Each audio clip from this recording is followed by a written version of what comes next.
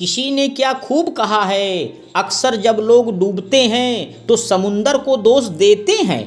लक्ष्य ना हासिल हो तो किस्मत को दोष देते हैं, और जब खुद संभल कर नहीं चलते और लग जाती है ठोकर तो पत्थर को दोष देते हैं। जी हाँ दोस्तों, मैं लेकर आया हूँ पिता पुत्री की जबरदस्त इमोशनल स्टोरी। इस कहानी को सुनकर आपकी आंखें आंसुओं से भर जाएंगी और आप बेटी के दर्द को सुनकर गहरी सोच में डूब जाएंगे। तो ध्यानपूर्वक सुनिएगा। आज अपने शादी के दिन श्रुति की आंखें नम थीं। उसकी आंखें अपने पापा को तलाश रहे थे। उसे यह उम्मीद थी कि शायद आज उसके पापा उसे गले लगाकर रो पड़ेंगे। वो अपने कमरे में अपनी मम्मी की फोटो को लेकर फूट फूट कर रो रही थी। उसने आज तक अपनी माँ राधिका की फोटो में ही देखा था। अपने पापा मम्मी के प्यार के किस्से उसने अपने दादी से ही सुना था। बात चाहे जितनी भी छोटी क्यों ना हो, अगर वो राधिका से रिलेटेड थी तो पापा हर बात को ध्यान रखते थे। हो भी क्यों ना, राधिका भी तो अपने इस मकान को अपने प्यार से सींच कर घर बनाया था। घर संभालने में वो पूरी तरह निपुण थी। रिश्तों की साझेदारी क्या होती है, इसका उदाहरण सब राधिका को ही देते थे। सब में अव्वल थी राधिका। जैसे वो सबका ख्याल रखती थी, ठीक वैसे ही श्रुति के पापा भी राधिका का ख्याल रखते थे। इतने तारीफे काबिल पत्नी को कौन नहीं चाहेगा भला। दादी हमेशा बोलती थी कि राधिका की हंसी से पूरा घर गूंज उठता था। लेकिन धीरे धीरे राधिका को नजर लग गई। शादी के 5 साल बाद भी उसे बच्चा नहीं हुआ तो वह उदास रहने लगी। बहुत मिन्नतों के बाद श्रुति का जन्म हुआ और उसके आते ही राधिका इस दुनिया से अलविदा हो गई। राधिका की जाने की वजह से उसके पापा ने उसे ठहराया। श्रुति के भरण पोषण के अलावा श्रुति के पापा ने उससे कभी कोई तालमेल नहीं रखा। आज भी वो श्रुति को ही जिम्मेदार मानते हैं। आज तक राधिका को खोने का गम उनके चेहरे से साफ झलकता है। न वो कभी आगे बढ़ पाए और न कभी श्रुति को माफ कर पाए। दादी ने ही श्रुति को संभाला था। दादी ने अपनी तरफ से बहुत कोशिश की कि श्रुति जिम्मेदार नहीं है राधिका की मौत की, लेकिन पापा को कोई फर्क नहीं पड़ता था। उन्होंने चुप्पी को ही अपना साथी बना लिया था। तभी दरवाजा खटखटाते हुए दादी, श्रुति बेटा दरवाजा खोल, पार्लर से लड़कियां आई हैं तुझे सजाने। कुछ देर में अपने आंसुओं को पोंछते हुए श्रुति दरवाजा खोल देती है। श्रुति का चेहरा देख दादी समझ जाती है कि आज भी वो अपनी मम्मी की यादों को समेटे गिले शिकवे दूर कर रही थी।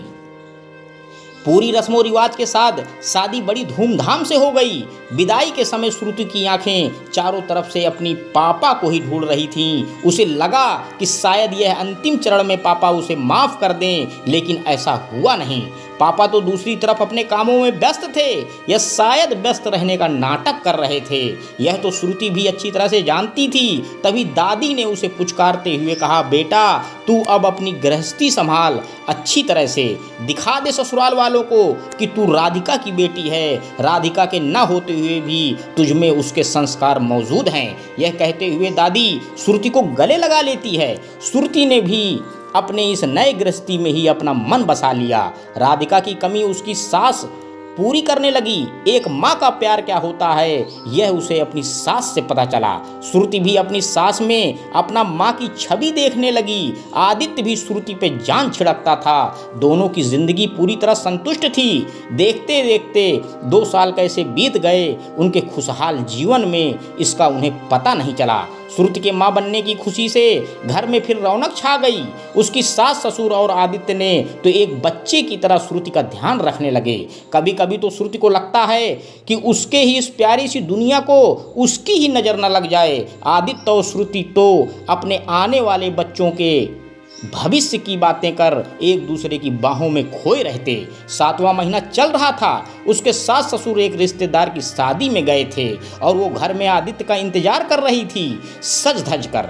देर से लौटे आदित्य ने श्रुति को कार में बिठाकर गाड़ी स्टार्ट कर दिया, लेकिन सामने एक बच्चे को अचानक से आते देख आदित्य ने गाड़ी घुमा दिया और गाड़ी एक पुल से टकरा गई। आदित्य ने अपने आपको संभालते हुए श्रुति की तरफ देखा तो वह बेहोश पड़ी थी। वो गाड़ी से उतरकर दूसरे गाड़ियों में से लिफ्ट मांगने लगा।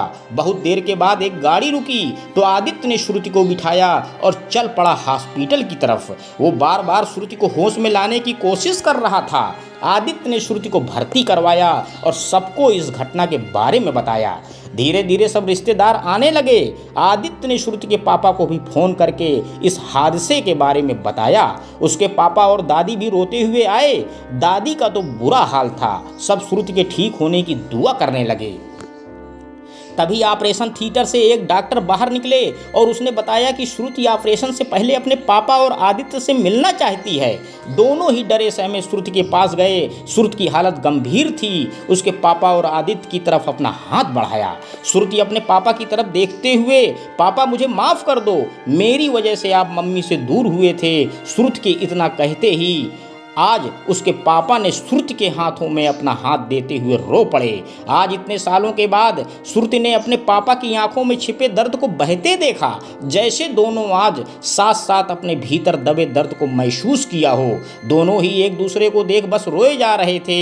श्रुति के पापा ने अपने आप को संभालते हुए श्रुति के आंखों से बहते हुए आंसुओं को पोंछने लगे और कहने लगे, मुझे माफ़ कर दो श्रुति, मैं तुम्हारा गुनहगार हूँ बेटा। मैंने कभी दिल की बात को नहीं सुना, हमेशा दिमाग से सोचने पर मजबूर हो गया। और जहां मुझे सिर्फ नफरत ही मिली तुम्हारे लिए, तुम्हारी दादी ने भी मुझे कितना समझाया, लेकिन मैं तुम्हारा एक अच्छा बाप न बन सका। आज दोनों के गिले शिकवे दूर हो रहे थे। आज वर्षों बाद श्रुति के तमन्ना को उसके पापा ने पूरा किया था, उसे गले लगाकर। आदित्य ने श्रुति के सिर पर हाथ फेरते हुए कहा, अब सब ठीक हो जाएगा श्रुति, तुम चिंता मत करो। श्रुति ने आदित्य की तरफ देखते हुए कहा, आदित्य एक वादा करो मुझसे। आदित्य ने श्रुति के हाथ को पकड़ते हुए कहा, हाँ श्रुति बोलो। श्रुति, आदित्य अगर मैं न रहूं तो तुम इसका जिम्मेदार मेरे बच्चे को नहीं दोगे और न खुद को कभी जिम्मेदार ठहराओगे। मैं पूरी उम्र जिस प्यार को तरसी हूँ, तुम ऐसी तड़प मेरे बच्चे को नहीं दोगे। उसे पूरा प्यार दोगे जो उसके हिस्से में है, और हाँ, मेरे हिस्से का प्यार भी दोगे न उनको। इतना सुनते ही आदित्य श्रुति के मुंह में हाथ रख देता है और उसे गले लगाते हुए कहता है, तुम्हें कुछ नहीं होगा श्रुति, हम दोनों मिलकर अपने हिस्से का प्यार देंगे बच्चे को। लेकिन श्रुति की हालत गंभीर होने की वजह से उसकी तबीयत बिगड़ने लगती है। उसके पापा दौड़कर डॉक्टर को बुला लाए। आदित्य और उसके पापा को बाहर वेट करने के लिए कहा गया। तभी कुछ देर में एक बच्चे की आवाज़ सुनाई दी। सब खुशी से खिल उठे और एक दूसरे को बधाई देने लगे। लेकिन यह खुशी भी क्षणिक थी। एक बच्ची को लेते हुए एक नर्स आई और उसके साथ आए डॉक्टर से सब श्रुति के बारे में पूछने लगे। डॉक्टर, सॉरी, श्रुति को बचाना मुश्किल हो गया था और इस बच्ची को जन्म देते ही वह दुनिया से विदाई ले ली। आदित्य ने उस बच्ची को गोद में लेते हुए रो पड़ा। तभी श्रुति के पापा ने उसे आकर संभाला, लेकिन आज उनके भी आंसू रुकने का नाम नहीं ले रहे थे। दोस्तों, इस छोटी सी कहानी से हमें सीख क्या मिलती है कि अपने दुख और परेशानियों के लिए भले ही आप दूसरे को दोष दें, लेकिन जब कभी शांत मन से सोचेंगे तो पाएंगे कि गलती आपकी ही थी। कमज़ोर दिमाग वाला व्यक्ति हमेशा दूसरों में दोष ढूंढता है, जबकि उसे अपना दोष कभी नहीं दिखाई देता है। वही ताकतवर आदमी हमेशा अपने भीतर दोष ढूंढता है। जीवन में कभी भी खुद को बचाने के लिए दूसरों पर दोष नहीं लगाना चाहिए, क्योंकि समय के पास सत्य को प्रकट करने का अपना एक अलग तरीका है। अंत में दोस्तों बस मैं यही कहना चाहता हूँ कि हानि लाभ, जीवन मरण, यश अपयश सब विधि हाथ, अर्थात जन्म से लेकर मृत्यु तक आदमी हानि लाभ, यश अपयश जो कुछ भी अर्जित कर पाता है उसमें उसका अपना वश या हाथ कतई कुछ नहीं रहा करता है।